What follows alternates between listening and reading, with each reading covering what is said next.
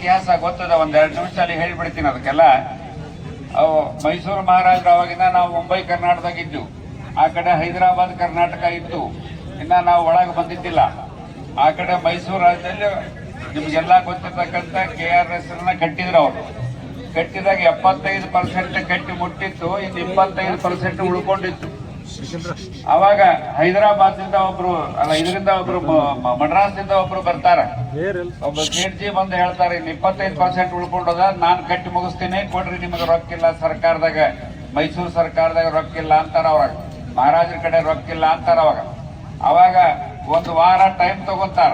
Sir M ವಿಶ್ವೇಶ್ವರಯ್ಯನವರು ಒಂದು ವಾರ ಟೈಮ್ ತಗೊಂಡು ಒಂದು ಮಾತನ್ನ ಹೇಳ್ತಾರೆ ಮೈಸೂರು ಮಹಾರಾಜರಿಗೆ, ಸಂಜೆಗೆ ನೀವೆಲ್ಲ ಕೂಡ್ರಿ ಒಂದು ಕಡೆ, ನಿಮ್ಮ ರಾಣಿಯವರು ನೀವು ಕೂಡ್ರಿ ಅಂತಾರ. ಅವ್ರು ರೂಣಿ ಕೂಡ್ತಾರೆಲ್ಲ. ಅವ್ರು ಕೂಡಿದ ಮೇಲೆ ಹೇಳ್ತಾರೆ, 25% ಉಳಿದದ ನಿಮ್ಮ ರಾಜ್ಯದಾಗ, ನಿಮ್ಮ ಇದ್ರಾಗ ಅರಮನೆ ಒಳಗ ಇರೋತಕ್ಕಂತ ಬಂಗಾರವನ್ನ ಮಾರಿದ್ರೆ ಡ್ಯಾಮ್ ಮುಗಿತೈತೆ ಅಂತ ಹೇಳ್ತಾರ. ಅವ್ರು ಅವಾಗ ಅವ್ರ ಮನೆಯಲ್ಲಿದ್ದಂತ ರಾಣಿಯರು ಆಗಿಂದಾಗೆ ಕೈಯಾಗಿದ್ದಂತ ಎಲ್ಲಾ ಬಂಗಾರದ ಬೆಳೆಗಳನ್ನ ತೆಗೆದಿಟ್ಟು, ಎಷ್ಟು ಬಂಗಾರ ಅದ ತೆಗೀರಿ, ತೆಗೆದದನ್ನ ಮಾರ್ರಿ, ಡ್ಯಾಮ್ ಮುಗಿಸ್ರಿ, ರೈತರಿಗೆ ಕಲ್ಯಾಣ ಆಗತ್ತೆ ಅಂತ ಒಬ್ಬ ಹೆಣ್ಮಗಳು ಹೇಳ್ತಾಳೆ. ಎಲ್ಲ ಹೊತ್ತು ಆಗಿನ ಕಾಲದಿಂದಲೂ ರೈತರಿಗೆ ಬಹಳ ಮಹತ್ವವನ್ನು ಕೊಟ್ಟುಕೊಂಡಂತ ಒಂದು ಸರ್ಕಾರಗಳು ಇವೆಲ್ಲ.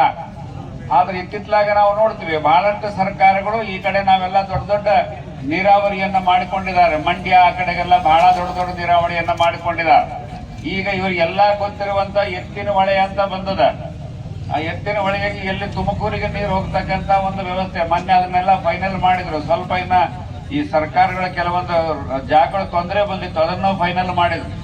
ಅದು ಫೈನಲ್ ಎಷ್ಟು ದೊಡ್ಡದ ಅಂದ್ರೆ, ಎತ್ತರ 15 ಫೂಟ್ ಎತ್ತರದ, ಆಮೇಲೆ ಅಗಲ ಎಷ್ಟದ ಅಂದ್ರೆ 10 ಫೂಟ್ 15 ಫೂಟ್ ಅಗಲದ. ನೀರು ಎಷ್ಟು ಹೋಗ್ತಿರ್ಬೇಕು, ಅರ್ಧ ಹೊಳಿ ನೀರು ಅದ್ರಾಗ ಹೋಗ್ತದೆ ಎಲ್ಲ ಒಟ್ಟು. ಅದು ಎಲ್ಲಿಗೆ ಹೋಗ್ತದೆ ಅಂದ್ರೆ ನೀರಾವರಿಗೆ ಹೋಗ್ತದೆ, ಕುಡಿಯೋ ನೀರಿಗೆ ಹೋಗ್ತದೆ, ಕೆರೆಗೆ ಹೋಗ್ತದೆ. ಈ ಕಡೆ ಬಿಜಾಪುರಕ್ಕೆ ಮಾಡಿಕೊಂಡ್ರು, ಈ ಕಡೆ ಇವ್ರು ಚೆನ್ನಾಗಿ ಆಗಲಿ ಅದನ್ನೆಲ್ಲ ಹೇಳಿದವರೆಲ್ಲ. ನಮಗೆ ಯಾಕೆ ಆಗಲ್ಲ ಅನ್ನೋದೊಂದು ಪ್ರಶ್ನೆಗಳು ಬರ್ತಾವೆ. ಇವೆಲ್ಲ ಒಟ್ಟು ನಮಗೆ ಯಾಕೆ ಆಗಲ್ಲ? ಅದೇ ಸರ್ಕಾರಗಳು ಇರ್ತಾವ, ಅದೇ ಇಂಜಿನಿಯರ್ಗಳು ಇರ್ತಾವ, ಎಲ್ಲಾ ಇಂಜಿನಿಯರ್ಗಳು, ಸಾಕಷ್ಟು ಜನ ಇಂಜಿನಿಯರ್ಗಳೆಲ್ಲ ಇದಾರೆಲ್ಲ. ಈಗ ಎಲ್ಲ ಇಂಜಿನಿಯರ್ಗಳು ಮನಸ್ಸು ಮಾಡಿದ್ರೆ ಬೇಕಾದಂಗೆ 2 ಹೊಳಿ ಇದಾವೆ. ಅವಾಗ ಇಲ್ಲಿ ಕುಪೇಕರ್ ಅಂತ ಇದ್ರು, ಕುಪೇಕರ್ ಅಂತ ಸ್ಪೀಕರ್ ಇದ್ರು. ಅವರು ನಿಡಸೋಸಿ ಮಠದ ಭಕ್ತರು. ಆ ಮಠಕ್ಕೆ 3 ಎಕರೆ 4 ಎಕರೆ ಜಮೀನು ಕೊಟ್ಟಿದ್ರು. ಅವರೊಂದು ಮಾತನ್ನ ಹೇಳಿದ್ರು, ಸ್ವಾಮೀಜಿ ಒಂದು 2 ಕೋಟಿ ರೂಪಾಯಿ ಕೊಟ್ರೆ ನಾವು ನೀರು ಬಿಡ್ತೀವಿ, ಬೇಸಿಗೆ ಒಳಗೆ ಅನುಕೂಲ ಆಗತ್ತೆ. ಆ ಡ್ಯಾಮ್ ಕಟ್ಟಿದೀವಿ, ಆ ಡ್ಯಾಮಿಗೆ ನೀರಿನ ರೊಕ್ಕದ ಕೊರತೆ ಬಂದದ, ಕೊಡ್ರಿ ಅಂತ ಹೇಳಿದ್ರು. ಅವಾಗ ಮಲ್ಲಾರಿಗೌಡ್ರಿಗೆ ಹೇಳಿದ್ರು, ಗಪ್ಪ ಆದ್ರು ಎಲ್ಲರೂ. ಅಂದ್ರೆ ಹೇಳಿದ್ದನ್ನ ಯಾರು ಅದನ್ನ ರೈತರಿಗೆ ಅನುಕೂಲ ಆಗ್ತದೆ ಅಂತ ವ್ಯವಸ್ಥೆ ಕಡೆಗೆ ಲಕ್ಷ್ಯ ಕೊಡೋದಿಲ್ಲ. ನಾವು ಸುಮ್ಮನೆ ಏನೋ ಮಾತಾಡ್ತಿರ್ತೀವಿ, ಬೇಕಾದಾಗ ಹೋಗಿ ಹೇಳ್ತೀವಿ, ನೀರು ಬಿಡಿಸ್ಕೊಂತೀವಿ, ಮತ್ತೆ ಅಷ್ಟಕ್ಕೆ ಮುಗಿಸ್ತೀವಿ. ನಾವೆಲ್ಲ ಖಾಯಮ್ಮಾಗಿ ಬರ್ತಕ್ಕಂತ ನೀರಿನ ವ್ಯವಸ್ಥೆಯನ್ನ ಮಾಡಿಕೊಳ್ತಕ್ಕಂತ ವ್ಯವಸ್ಥೆ ನಮ್ಮ ಈ ಭಾಗದ ಜನರಿಗೆ ಬೇಕಾಗ್ತದೆ. ಅದಕ್ಕೆ ಹುಕ್ಕೇರಿ ತಾಲೂಕು ಈಗಲ್ಲ, ಸುಮಾರು ನಾನು ವಿದ್ಯಾರ್ಥಿ ಜೀವನದಲ್ಲೂ ನೋಡ್ತೀನಿ, ಆವಾಗಿನಿಂದನೂ ಇದು ಹಿಂದುಳಿದಂತ ತಾಲೂಕು ಅನ್ನೋದನ್ನ ಒಂದು ಪಟ್ಟಿಯನ್ನ ಇಟ್ಟುಕೊಂಡು ಬಂದದ. ಆ ಪಟ್ಟಿಯನ್ನ ಇಟ್ಟುಕೊಂಡು ಇಲ್ಲಿವರೆಗೂ ಬಂದದ. ಈಗ ಮಳೆ ಆಗ್ತದೆ, ಎಷ್ಟೋ ನೀರು ಬರ್ತದೆ, ಎಷ್ಟೋ ನೀರು ವೇಸ್ಟ್ ಆಗ್ತದೆ. ರೈತರು ಬಹಳ ಬುದ್ಧಿವಂತರಾಗಿ ಬೋರ್ ಹೊಡಿಸ್ಕೊಂಡು, ಬಾವಿ ತಕ್ಕೊಂಡು, ಬಾವಿ ಕೆಳಗೆ ಹೋಗಿ ಅದನ್ನ ನೀರು ಮಾಡಿಕೊಂಡು ಬದುಕ್ತಕ್ಕಂತ ವ್ಯವಸ್ಥೆಗಳಲ್ಲಿ ಇತ್ತಿತ್ತಲಾಗಿ ಸ್ವಲ್ಪ ಕೆರೆಗಳನ್ನ ನೀರು ತುಂಬಿಸಿ ಒಂದು ಅನುಕೂಲವನ್ನ ಮಾಡಿದೆ ಸರ್ಕಾರ. ಇಲ್ಲ ಅನ್ನೋದು ಅದು ಒಂದು ಒಳ್ಳೆ ಕೆಲಸನೇ. ಅದಕ್ಕಿಂತಲೂ ಹೆಚ್ಚಾಗಿ ನಮ್ಮಲ್ಲಿ ಗುಡ್ಡುಗಳು ಸಾಕಷ್ಟು ಅದಾವ. ಆ ಗುಡ್ಡುಗಳ ಮೇಲೆ ನೀರು ಬಿಟ್ಟು ನಿಮ್ ಎಲ್ಲಾ ಚೆಕ್ ಡ್ಯಾಮ್ಗಳಿಗೆ ನೀರು ಕೊಟ್ಬಿಟ್ರೆ, ಡಿಸೆಂಬರ್ ತನಕ ನೀರು ಕೊಟ್ರೆ ಬಹಳಷ್ಟು ಎಲ್ಲ ಹಳ್ಳಿಗಳಿಗೆ ನೀರು ಹಾಕ್ತಕ್ಕಂತ ವ್ಯವಸ್ಥೆ ಬರ್ತದೆ. ಬೋರು, ಬಾವಿ ಎಲ್ಲರಿಗೂ ನೀರು ತುಂಬತಕ್ಕಂತ ವ್ಯವಸ್ಥೆ ಬರ್ತದೆ. ಅದಕ್ಕಿಂತಲೂ ಹೆಚ್ಚಾಗಿ ಅಂದ್ರೆ ಇದನ್ನ ಕಟ್ಟಿ ಬೇಕಾದಂಗ ಕಾಲುವೆಯನ್ನ ಕಟ್ಟಿ ನೀರು ಕೊಡ್ತಕ್ಕಂತ ವ್ಯವಸ್ಥೆಗಳು ಬೇಕಾದಷ್ಟಿದಾವ.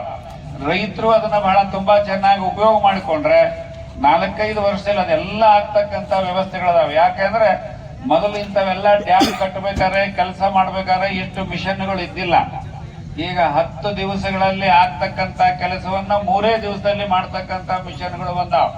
ಇಂಥವೆಲ್ಲ ಮಿಷನ್ಗಳನ್ನ ಇಟ್ಟುಕೊಂಡು ಇವತ್ತು ನಾವು ಅದನ್ನ ನಮ್ಮ ತಾಲೂಕಿನ ಎಲ್ಲ ಅಧಿಕಾರಿಗಳು, ನೀರಾವರಿ ಅಧಿಕಾರಿಗಳು ಒಂದು ವ್ಯವಸ್ಥಿತವಾದ ಡಿಸೈನ್ ಅನ್ನ ಮಾಡಿ, ಎಲ್ಲಿಂದ ನೀರು ತಗೋಬೇಕು, ಯಾವ ಹೊಳೆಯಿಂದ ನೀರು ತಗೋಬೇಕು, ಮಳೆಗಾಲದಲ್ಲಿ ನೀರು ಸಾಕಷ್ಟು ವೇಸ್ಟ್ ಆಗ್ತದೆ, ಆ ವೇಸ್ಟ್ ಆಗ್ತಕ್ಕಂತ ನೀರನ್ನೇ ಶಿಫ್ಟ್ ಮಾಡಿದ್ರು ನಮಗೆ ಬೇಕಾದಷ್ಟು ಸಿಗತಕ್ಕಂತ ವ್ಯವಸ್ಥೆ ಬರ್ತದೆ. ಆ ಕಡೆ ಘಟಪ್ರಭಾ ಬರ್ತದೆ, ಈ ಕಡೆ ನಮ್ಮ ಹಿರಣ್ಯಕೇಶಿ ಬರ್ತದೆ. ಇವೆಲ್ಲ ನೀರು ಮಳೆಗಾಲದಲ್ಲಿ